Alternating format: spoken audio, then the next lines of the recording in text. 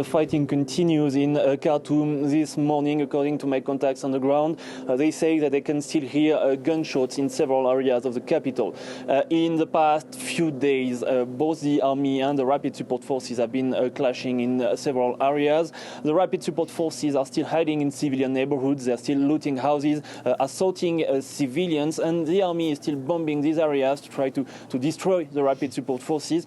And at the same time, they are injuring and killing many civilians. That's for the situation in the capital, Khartoum.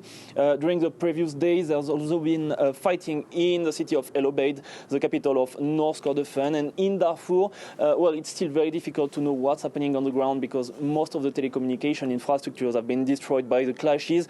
But I can tell you that yesterday, clashes erupted in the city of Nyala, one of the main cities of Darfur. That during the past week, clashes erupted as well in the city of El Fashir, the capital of North Darfur, displacing tens of thousands of people. And in the city of Al-Junaynah, the capital of West Darfur, located a few kilometers from the border with Chad, there is no fighting at the moment between the army and the rapid support forces. But the rapid support forces and local militias allied to the RSF are still surrounding the city, and they are still targeting civilians. Local organizations, local NGOs are talking about a genocide.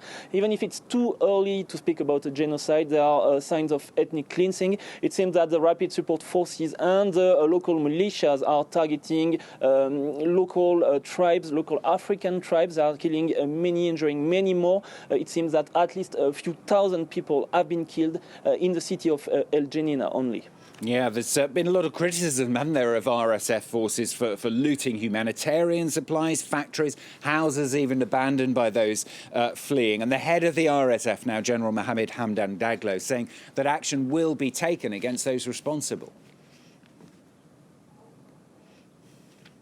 Yes, and it's absolutely impossible to believe him. It sounds like talking points for the international community to convince other countries that he and the rapid support forces are not responsible of the ongoing situation in Sudan. But to understand that, I need to give you a bit of history about the rapid support forces. They were created in 2013 by former President Omar al-Bashir, and most of the members of the RSF are former members of the Janjaweed militias that are responsible of many massacres in the Darfur region since the beginning of the civil war in 2003. Most of their leaders have been accused by the International Criminal Court of genocide and of war crimes, and they've been committing many killings in many villages in Darfur, but also in Khartoum in 2019. On the 3rd of June, the RSF killed more than 100 people, and that's what ended the sit-in that led to the fall of former President Omar al-Bashir after a 30 years long rule. And since then, they've been targeting civilians in the capital. So killing people, killing civilians, committing massacres is something that they do on a frequent basis. So there is very little chance that Emeti will commit to what he just said. There is very little chances that any of the members of the RSF will be prosecuted by the leader, because that's how they work and that's what they do wherever they are, whether it's in Darfur or in Khartoum.